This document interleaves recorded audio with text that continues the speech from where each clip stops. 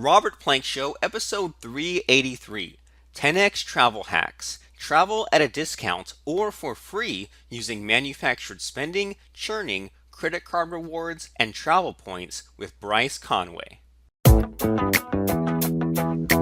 Hey everyone, and thanks for listening. We're talking right now with Bryce Conway, and Bryce is the founding editor of 10xtravel.com, and he's the author of Take Off: How to Travel the World for Next to Nothing, and How to Fix Your Credit, Do It Once, Do It Right, and Get On With Your Life. And Bryce writes about travel, personal finance, and entrepreneurship. We're going to have lots of fun stuff to talk about today. Welcome to our conversation, Mr. Bryce. Thank you, and thanks for having me, Robert. I'm glad to have you. And so yeah, travel hacks and stuff like that. Like I have to admit, this whole kind of idea of kind of seeing what the rules are, seeing what the offers are, this kind of thing, it used to drive me crazy until I started to hear all these different stories about people who back in the day they would go on a trip and they'd hang out at the airport for a few days and keep on getting on the standby list to accumulate enough points or whatever to take a free flight. Or every now and then I'll hear some news story about I think some guy had like a first class flight on China Airlines, and every single day he'd drive to the airport, go through security, get a free lunch, cancel or postpone his flight, and then leave again, and did this for like 300 days in a row, getting free lunch, free drinks, and at the very end canceled his first class ticket, so got 300 meals for free. And I keep hearing all these sort of crazy stories. And so is this what you do and what you talk about, this kind of thing? Kind of. And a quick aside, as we get started, that guy who was doing all the free lunches, I think he either got arrested or sued for that. Oh jeez. So there's an ending to that story that's not so good. But to answer your question, that's in and around what I do. So travel hacking involves really all different ways of getting discount travel, sometimes even completely free travel, and usually using points and miles to make that happen. So we look for loopholes. We really push the limit on rules, and are able to pull off some really amazing feats and amazing trips just by kind of reading into the fine print. Super awesome. So by sort of, yeah, like seeing what the fine print is and seeing how you can kind of play their game a little bit. And I saw before we started talking today, I saw like a clip of you on the news where you like flew from New York to Florida for free and then ate for free. And so I mean, just to kind of like whet our appetites here, do you have any like cool stories here? Like do you have like just like the I mean, do you have anything off the top of your head, like the best deal or like the best discount you ever got from doing this travel hacking, doing this point stuff? Yeah. So my wife and I have done dozens of trips internationally, domestically. The one that I usually answer questions like this with is a trip that my wife and I did to Thailand. It's been almost a couple of years now. But the reason I like to talk about that one is because I documented every step of the process, like what a normal person would have paid compared to what I paid, took screenshots, pictures of the trip itself. And the difference ended up being a normal person would have to pay a little over $28,000 to book this trip. And my wife and I did it for like $380 some dollars and change. So, Dang. yeah, it's so that's the one where, sometimes people like myself and other bloggers in the space, we do big trips kind of just to show off. That's why I did that one. First class flights, 5-star hotels, just amazing accommodations just to show people the power of points. So I wrote up an entire like expose on how I did it. It's out there on the internet. So that's the piece I like to introduce people to the hobby with, because it really shows how powerful it can be. That is super amazing. So $28,000, and you basically got a 98% discount on that. And so, since you mentioned that, is there an easy way, as people are listening, to go and find that article? Yeah, so if you the article's on my website, which is 10xtravel.com. If you Google 10x Travel Thailand, that's almost certainly going to be the first hit, or Bryce Conway Thailand, or any combination thereof. Or I'd be happy, Robert, to send you the link, and maybe you can include that in show notes so that people can give that one a look. Yeah, we'll do all of the above. We'll have it in the show notes if you guys are watching on the browser, and then just search 10x Travel Thailand if you're listening on a device. So super great. And so, I mean, how did you sort of get started on this? Was this the kind of thing that you were always interested in, or did you happen upon it? What happened there? So it's a good question. I happened upon it. So I've always been interested in travel, but like most people on this planet, I am limited financially in how much travel I can do. So the way that I stumbled into travel hacking was I was a senior in college. I went to college in Ohio, and it was coming up on spring break. So everyone's making their plans to go down to like the beach in Florida. And I took a quick look at my bank account and quickly realized that's not going to happen. So I pulled up a browser and I just Googled like how to travel for cheap and how to travel for free and a bunch of related searches. What I was like hoping to find is some of these opportunities like that you hear about where you can do like a couple days of work and a company will subsidize part of your trip, or you'll take pictures for someone and they'll pay for part of your trip. And I couldn't find anything like that. That seemed to be mainly a myth. So I gave up on that quickly. But as time went on, I realized that all of my pop-up ads were now for airline credit cards. And they would all say like, hey, if you open this card, we'll give you, 2 free flights or 50,000 points or all these bonuses, which to me looked very attractive given that my, spring break was coming up and I couldn't afford it. So I just picked one of these cards. It was a Southwest card that was offering 2 free flights. And I applied for it as a college student. I was shocked to see I was approved with a pretty big credit line. And I jumped through the hoops that it took to get the flights, and I actually got 2 free flights. I was surprised that it seemed that easy. So I ended up cashing those in to fly from Ohio to Florida for the first half of spring break, and then from Florida to Las Vegas and Vegas home. And I did that for just like taxes and fees, which were like $9 at the time. So I had an awesome time. It was essentially a free trip, but when I came home, I was just waiting for like, what's the catch? Like, is the bank going to call me and get upset with me, or are the cops going to come to my door? Like, there's got to be something that would prevent someone from just doing this. And days passed, nothing bad happened. In fact, I started getting more credit card offers in the mail. My credit score actually went up from having another card that I was, using responsibly and paying on time. So it just kind of naturally occurred to me, like, why would I not just open a new credit card every time I want to take a trip and just collect all these bonuses? So I just Googled open credit cards to take free trips. And there's an entire community of people who do this, call themselves travel hackers. And we share tips and tricks all the time. And it's really been an ongoing thing since then. Super awesome, and I like that. This is one of those things where like I haven't done travel hacking myself, but like kind of had a passing interest, and at some point I ended up joining a couple of these Facebook groups that kind of talk about this, and it seems like most of them are the majority of what they're talking about is what you just mentioned, where they say, well, I'll open this credit card and then be able to like use it for certain kinds of rewards and stuff like that. And so when you're like keeping up on all these deals and looking into what you can do, like, is there anything people should watch out for? Like if you say, okay, I see this airline credit card and they have this kind of deal. I mean, have you ever gotten burned, or is there anything that we can do just to kind of make sure that if we think we found a new travel hack that we're doing it the right way? Yeah, good question. So, of course, the biggest thing that needs to be said and like the biggest risk in all of this is for people who have trouble using credit cards responsibly. So, the reason why these bonuses exist is because most Americans statistically have a pretty significant amount of credit card debt and they're paying a large amount of interest on it. So that's a really bad move. So really this hobby only works if you trust yourself with credit cards and you don't let all these new cards inflate your lifestyle. Don't start spending money that you don't have because of the card. So that aside, when you're actually looking into specific offers and cards, you really want to do your homework on what are points actually worth, because you'll get some offers that'll say, hey, we'll give you 100,000 of this type of point for opening the card. And that looks really attractive compared to all the rest that are offering like 20,000, 30,000. But it's kind of like the dollars and pesos thing. Like it's 100,000, but those points are virtually worthless, where you could go get something a little bit more valuable that has a smaller number attached to it, but the points have a little bit more bang for their buck. So luckily, like bloggers like myself and everyone else in the industry, almost all of us on a monthly basis will release here are like the top 10 or 15 offers that are on the market. We'll kind of explain why we rank them that way. So before looking into a card, I would just like Google best credit cards travel blogger, or, of course, check out my site if you'd like. And you can read actual like expert reviews on why certain offers are better than others.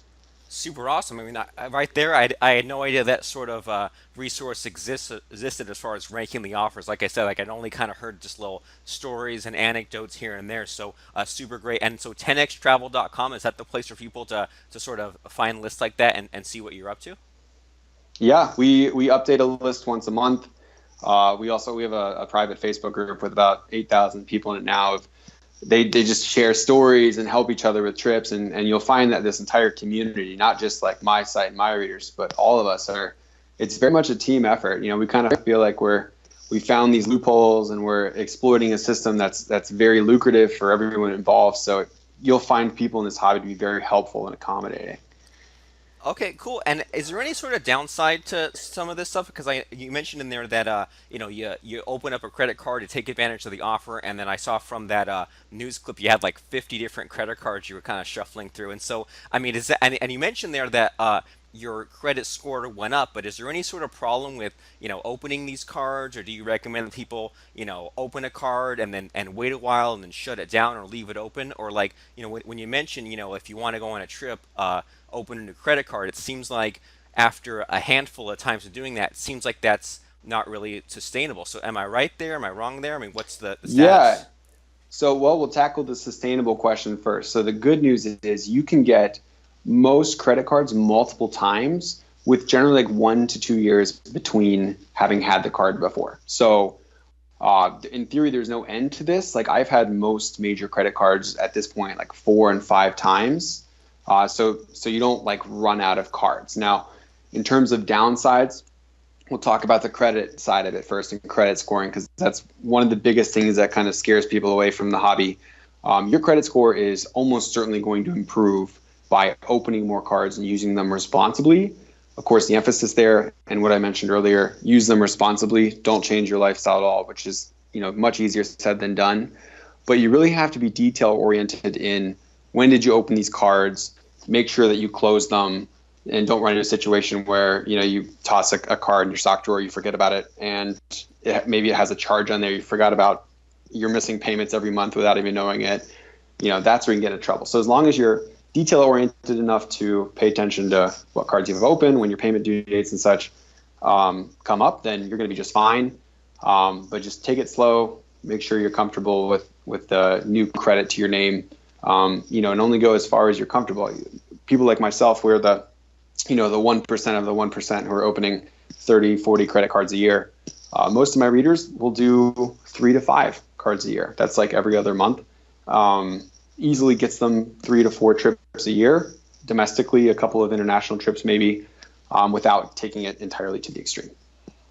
Super crazy. And so, as far as like keeping on top of all these things, like you said, like be detail oriented, don't just open a card and forget about it. Do you have any sort of like way to stay on top of that? Like, do you have like a system or like a journaling method or anything like that, just to make sure that we're staying on top of these things that we do?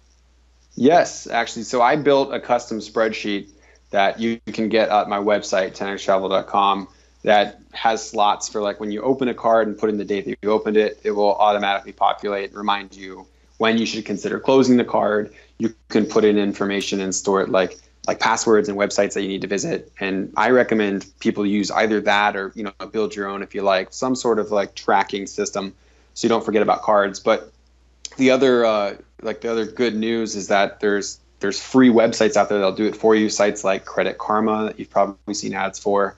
When you check your credit score, you can also look at all of the accounts that are listed to your name. So if you're feeling kind of lazy or don't want to track it using an Excel sheet, simply log into there once a month, scroll through all the accounts to your name, and make sure you recognize everything and check the dates and see when it's time to close some of these.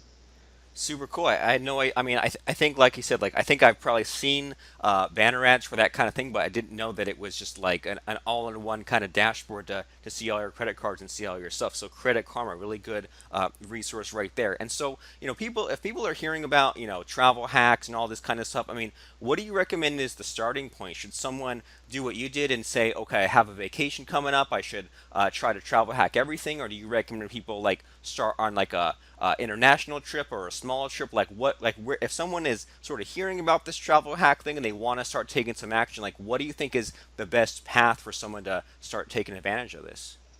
Great question. So I always recommend before like jumping in and picking what card you want to open and where you want to go, at least give yourself a foundational knowledge of how all of this works. So there's a few good ways to do that. I hate to keep promoting myself, but I wrote a free ebook on my site it's like 80 pages. You can read it in an hour and a half.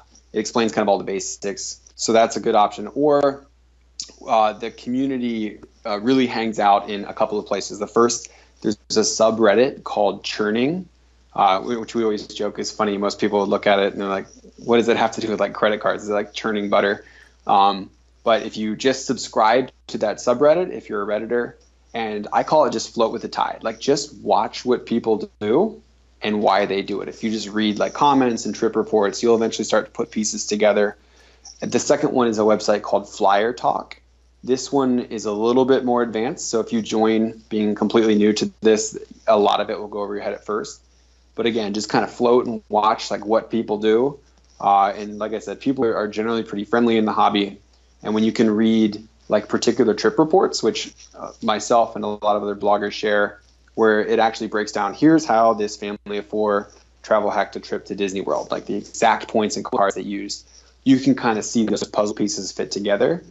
And then once you have that kind of basic knowledge, start working on a plan yourself, utilize the resources of the community and websites like myself and put together your first trip. And from there, I find it's either going to really stick or it's not. Some people will immediately become addicted.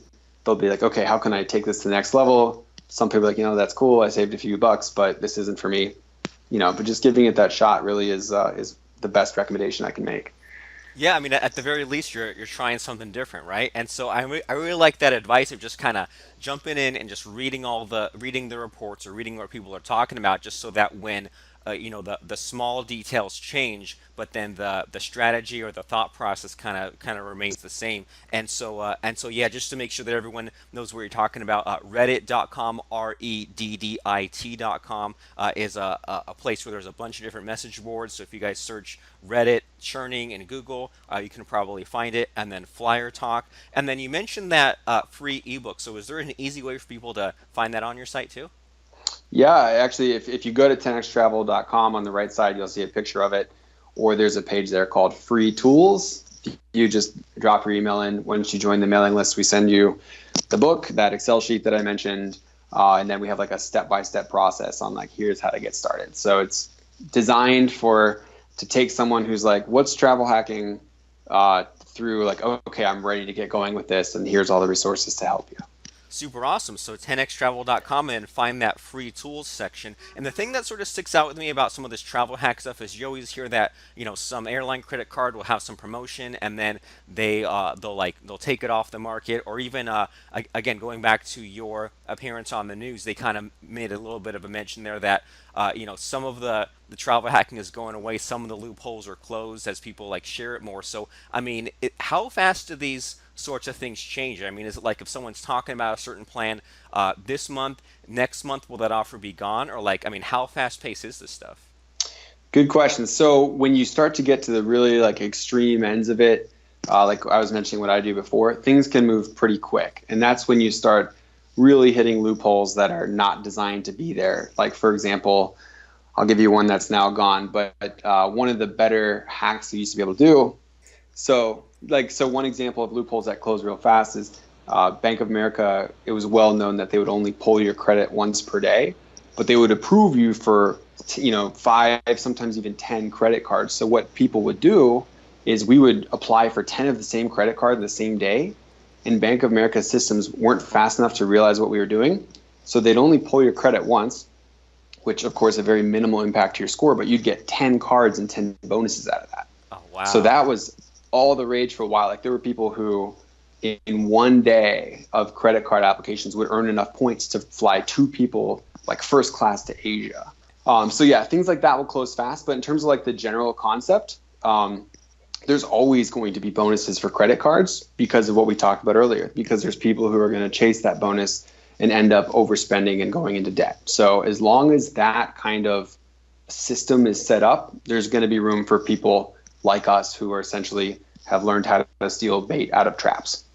Gotcha. So this is pretty interesting because that was always the thing I was always wondering, like why do these credit cards and airlines and things like that, why do they have these clubs, why do they have these discounts if they're losing money on you? But it makes perfect sense. A lot of people, they don't look at the big picture, they don't have a plan, or if they have a plan, they don't stick to it. So if you can be in that sort of minority that sees these offers, sees how things fit together, can kind of make a plan and stick to it, that sounds pretty super interesting. And so, I mean, have you made any like big mistakes, or have you seen like a number one universal mistake, or at the very least, like is there something that you wish you'd known when you started about this travel hacking stuff? Because I imagine like there's a few pitfalls people could fall into, right?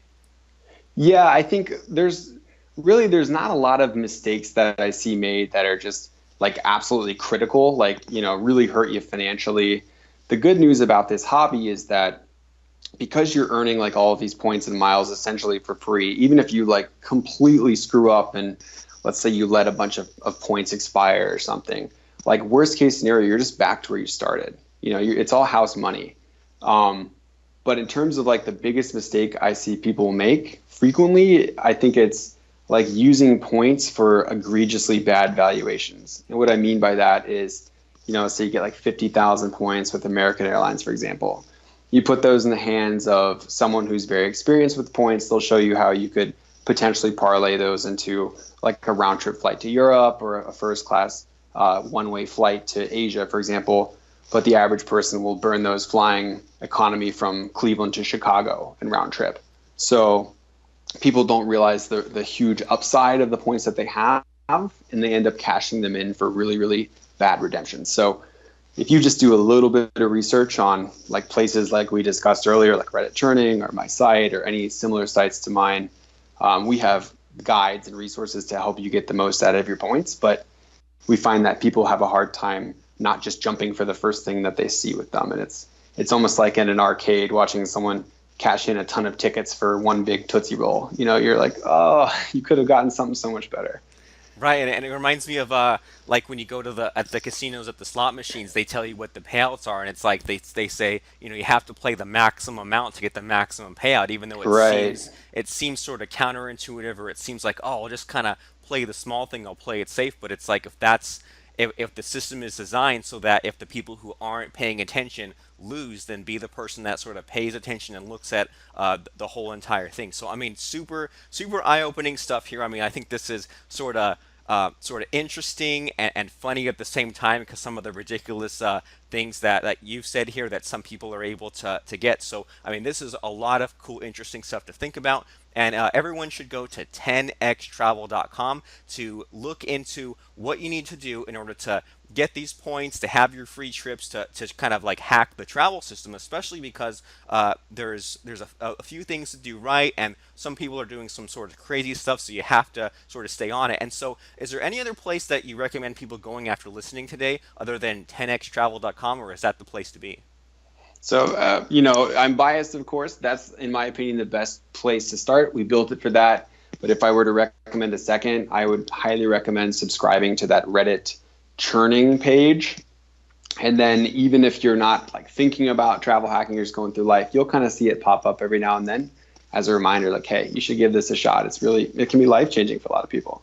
Yeah, I imagine like being able to sort of expand your mind with travel, or being able to see things that you wouldn't have been able to go, or attend conferences that you wouldn't thought you were like out of your reach. So all kinds of great possibilities. And like I really like that last thing that you said there, where it's like you might not have a use for it right now, but it's good to sort of be up to date on it, to start kind of getting some of that knowledge, so that if you do have that opportunity where you need to book a really cool trip or something like that, you'll have the knowledge already. You won't have to be scrambling and make a rush decision. So really great thought process, really great advice. So everyone needs to go to 10xtravel.com and get the free ebook, register on his newsletter, join that churning subreddit. That way you can get the information that you need to know, in addition to what you heard here. So lots of great takeaways from our talk today. And I want to thank you, Mr. Bryce, for stopping by and sharing some of that with us. Thank you, Robert. It's been my pleasure, and perhaps we'll do it again sometime soon. Have you had a chance to rate and review the show yet? If not, go right now to robertplank.com/iTunes, click the View in iTunes button, and click the Ratings tab. We would really appreciate a 5-star rating or whatever you think is fair, plus a quick 1 sentence review to tell us how we're doing. Thank you very much and have a wonderful day.